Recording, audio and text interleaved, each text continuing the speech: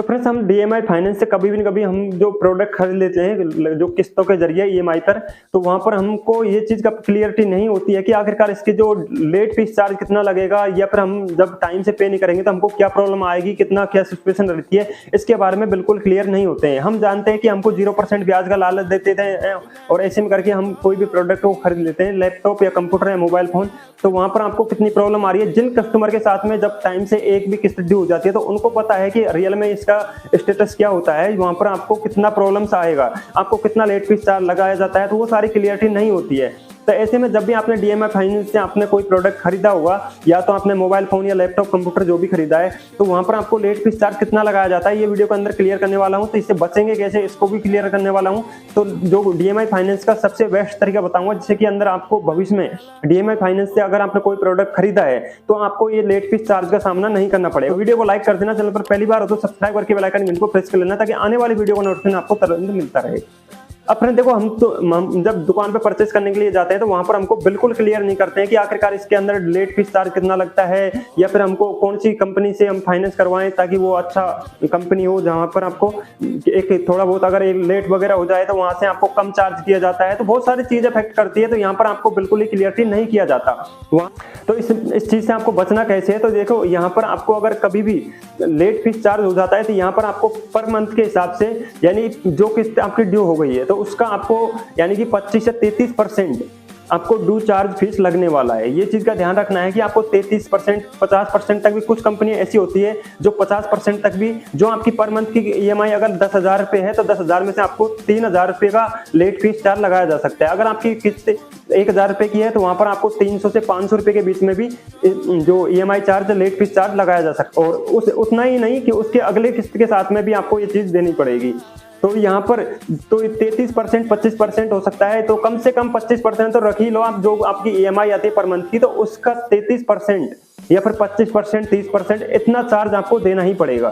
तो यहाँ पर आपको बहुत ही ज्यादा परेशान कर देते हैं। और अगला किस्त अगर आप टाइम से पे करोगे तो फिर भी आपको उसके साथ में भी आपको अलग से जो चार्ज है, जो लेट, जितना चार्ज आपको, जो लेट फीस चार्ज आपने चार्ज दिया था उतना ही अगले मंथ के अंदर भी देना पड़ेगा। चाहे आप अगले मंथ का पेमेंट टाइम से पे करोगे फिर भी आपको उतना ही पेमेंट लगेगा। तो फिर इससे बचने के लिए अगर आपने ऑटोमेटिक अकाउंट से आपने ऐड करवा रखा है, तो वहां पर जब मोबाइल खरीदा है तो आपने अकाउंट से कटवाने का सिस्टम करवाया है, तो वहां पर आपको जो अकाउंट के अंदर हमेशा बैलेंस रखना है। चाहे आपको अगर जब भी आपके पास में पैसे नहीं हो, कहीं से भी एडजस्ट करके आपके अकाउंट के अंदर आपका एक तो मेंटेन बैलेंस होता है आपका अकाउंट का, जो 1,000 रुपए हो सकता है, 500 रुपए हो सकता है। तो आपकी जो बैंक के रेगुलेशन के हिसाब से वो कितना अमाउंट फिक्स रखना होता है, तो उसका चार्ज रखना है। और बाकी आपकी जो ईएमआई आती है तो उतना अमाउंट आपको इसके अंदर, बैंक अकाउंट के अंदर, यानी 5 दिन 10 दिन पहले ही इसके अंदर ऐड कर देना है, जिससे कि आपको लेट फीस चार्ज का ये प्रॉब्लम नहीं आएगा। क्योंकि कभी कभी हमारे अकाउंट के या फिर इंटरनेट वगैरह के कोई प्रॉब्लम आने की वजह से वहां पर आपको जो टाइम से अगर जो फाइनेंस कंपनी है वो पेमेंट नहीं काट पाती है, तो वहां पर आपको लेट फीस चार्ज लगाया जाता है। तो इसलिए आपको 5 दिन 10 दिन पहले ही आपको अकाउंट के अंदर आपको इतना चार्ज ऐड कर दिया जाता है, कर देना चाहिए। और दूसरी चीज, अगर आपने जिन कस्टमरों ने अगर आपको खुद को जो मोबाइल फोन से या फिर किसी भी फोन पे गूगल पे के जरिए आपने खुद के